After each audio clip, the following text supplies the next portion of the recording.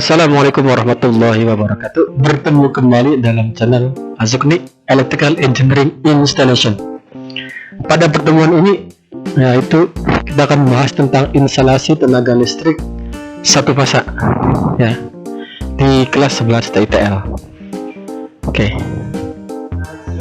Kembali dasarnya yaitu memahami instalasi tenaga listrik satu fasa, dan kedua yaitu menerapkan instalasi tenaga listrik satu fasa. Tujuannya yaitu menjelaskan sejarah tenaga listrik, menjelaskan instalasi listrik satu fasa, kemudian menjelaskan instalasi listrik tiga fasa, dan terakhir tujuan pembelajaran kita pada pertemuan ini yaitu menjelaskan instalasi tenaga listrik satu fasa. Oke. Pernahkah Anda bingung mencari sumber listrik untuk menghidupkan sebuah alat? Padahal alat itu Anda butuhkan segera. Ternyata sumber listrik dalam sebuah bangunan didapatkan melalui sebuah kotak kontak yang saling terhubung dengan tenaga listrik dari pusat pembangkit listrik yang jauh dari Anda. Agar Anda lebih paham apakah tenaga listrik itu dan komponen apa yang dibutuhkan dalam instalasinya, mari pelajari materi berikut. Pada sejarah tenaga listrik, ya, pada era saat ini, energi listrik merupakan kebutuhan primer bagi umat manusia. Dapat dibayangkan bagaimana kekacauan yang akan terjadi apabila tiba-tiba energi listrik itu hilang.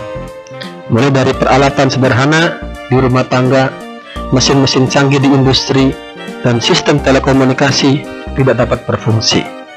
Hal tersebut menunjukkan betapa pentingnya energi listrik bagi kehidupan manusia. Sejarah energi listrik dimulai pada tahun 1831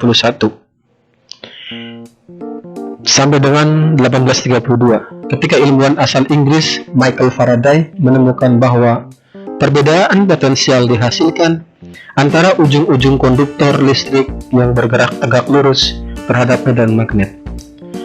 Faraday juga membuat generator elektromagnetik pertama. Berdasarkan efek ini, menggunakan cakram tembaga yang berputar antara kutub magnet tapal kuda. Proses ini menghasilkan arus arah yang kecil. Desain alat yang dijuluki cakram Faraday ini tidak begitu efisien karena aliran arus listrik yang arahnya berlawanan di bagian cakram tidak terkena pengaruh medan magnet. Arus yang diinduksi langsung di bawah magnet akan mengalir kembali ke bagian cakram di luar pengaruh magnet tersebut. Arus balik itu membatasi tenaga yang dialirkan ke kawat penghantar dan menginduksi panas yang dihasilkan cakram tembaga. Generator homopolar yang dikembangkan selanjutnya menyelesaikan permasalahan ini dengan menggunakan sejumlah magnet yang disusun mengelilingi tepi cakram untuk mempertahankan efek medan magnet yang stabil. Kelemahan yang lain adalah kecilnya tegangan listrik yang dihasilkan karena jalur arus yang tunggal itu melalui fluksi magnet tersebut. Ya. Kemudian perkembangan teknologi pembangkit energi listrik ini menjadi penyedia energi kapasitas listrik sudah hampir merata di seluruh dunia. Ya, pembangkit listrik dengan kapasitas besar sudah banyak yang didirikan. Sarana transmisi dan distribusi energi listrik sudah tersinkronisasi dengan baik, sehingga sistem pembangkitan dan tenaga listrik sudah berjalan dengan baik. Oke, di Indonesia sendiri, yaitu sejarah pembangkitan tenaga listrik dimulai sejak beroperasinya pusat tenaga listrik di Gambir, Jakarta dari bulan Mei tahun 1897, Medan pada tahun 1899, Surakarta pada tahun 1902, Bandung pada tahun 1906, Surabaya pada tahun 1912, Banjarmasin pada tahun 1922. Ya, itu adalah sebuah sejarah tenaga listrik yang ada di dalam negeri. Oke, kemudian sejarah di dalam negeri ini mempunyai sistem tenaga listrik. Pada gambar 1.2 tersebut diperlihatkan bahwa pusat pembangkitan dengan sumber daya energi primer, ya, seperti bahan bakar fosil, contohnya minyak, gas alam, dan buatan, hidro, panas bumi, dan nuklir yang diubah menjadi energi listrik. Generator sinkron mengubah energi mekanis yang dihasilkan pada poros turbin menjadi energi listrik 3 fasa. Melalui transformator penaik tegangan atau dalam istilahnya yaitu step up transformator, energi listrik ini dikirimkan melalui saluran transmisi bertegangan tinggi menuju pusat-pusat beban. Peningkatan tegangan dimaksudkan untuk mengurangi jumlah arus yang mengalir pada saluran transmisi. Dengan demikian, saluran transmisi bertegangan tinggi akan membawa aliran arus rendah dan mengurangi rugi-rugi daya akibat panas pada penghantar tersebut.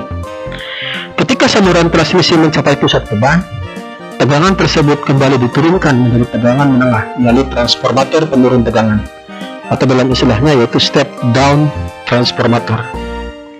Di pusat-pusat beban yang terhubung dengan saluran distribusi, energi listrik ini diubah lagi menjadi bentuk-bentuk energi yang langsung terpakai oleh konsumen, seperti energi mekanis, yaitu motor, penerangan, pemanas, pendingin, dan sebagainya. Secara umum, sistem tenaga listrik dibangun oleh 4 komponen utama, yaitu pembangkit, transmisi, distribusi, dan beban. Selanjutnya, proses-proses pengiriman daya listrik dilakukan secara bertahap, dimulai dari bagian pembangkit, kemudian disalurkan melalui jaringan transmisi, dan disalurkan ke beban-beban menggunakan saluran distribusi. Energi listrik dibangkitkan di pusat-pusat pembangkit dengan mengkonversikan sumber energi yang tersedia, seperti air, angin, panas bumi, panas matahari, batu bara, dan sebagainya. Dengan mengacu pada sumber energi primer yang digunakan sebagai penyebab awal, maka dikenal berbagai tipe pembangkit. Misalnya, pembangkit listrik tenaga air atau PLTA, pembangkit listrik tenaga uap atau PLTU, pembangkit listrik tenaga gas atau PLTG, dan sebagainya. Pemakai atau beban biasanya terletak jauh dari pusat pembangkit, sehingga untuk memanfaatkan energi listrik yang telah dibangkitkan, diperlukan saluran atau jaringan listrik. Oleh karena itu, untuk menunjang proses penyaluran energi listrik secara memadai, dibutuhkan sistem transmisi dan sistem distribusi yang baik, agar beban-beban yang tersebar mendapatkan kiriman dari daya listrik sesuai dengan kebutuhan. Oke.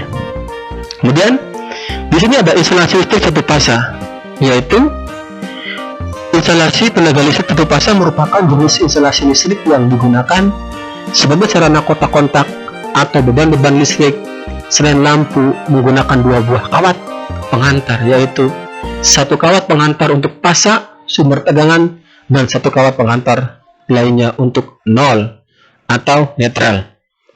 Ya, dalam hal ini hasil pembangkitan energi listrik melalui generator yang menghasilkan sumber energi listrik 1 fasa dan 3 fasa.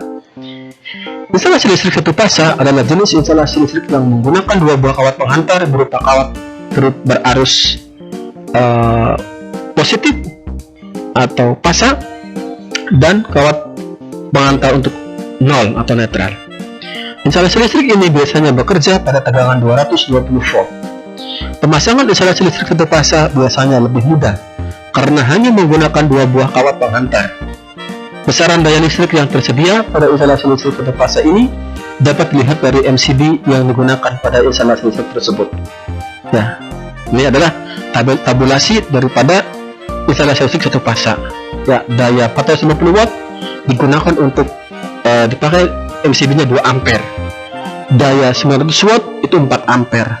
1300 6 ampere dan seterusnya. Ini adalah tabulasi tabel 1.1 penggunaan MCB untuk instalasi listrik satu fasa. Oke. Kemudian instalasi listrik 3 fasa. Instalasi listrik 3 fasa atau 3 fase adalah listrik AC atau alternating current yang menggunakan 3 penghantar dan mempunyai tegangan sama, tetapi berbeda dalam sudut fasa sebesar 120 derajat listrik. 3 kawat penghantar tersebut biasanya disebut dengan fase R, S, T dan tambahan 1 kawat netral atau N, atau sering disebut dengan kawat ground. Listrik 3 fasa terdiri atas 3 kabel bertegangan listrik dan 1 kabel netral. Umumnya listrik 3 fasa bertegangan 380 volt yang banyak digunakan industri atau pabrik.